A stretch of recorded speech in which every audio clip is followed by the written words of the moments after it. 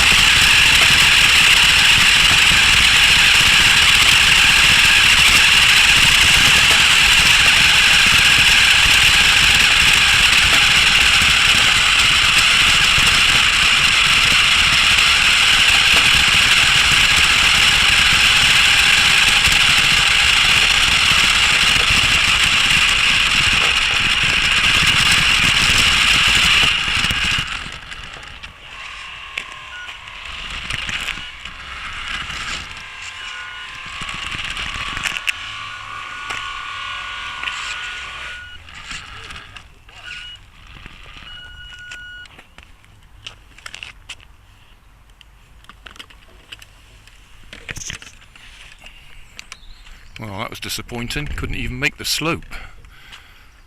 Don't know how it's going to get on over there. It's got less power than that. Yeah, we're on low gear. Yeah, got less power than that other one that I had. Oh well. We'll give it a run. See if it can get up the next slope.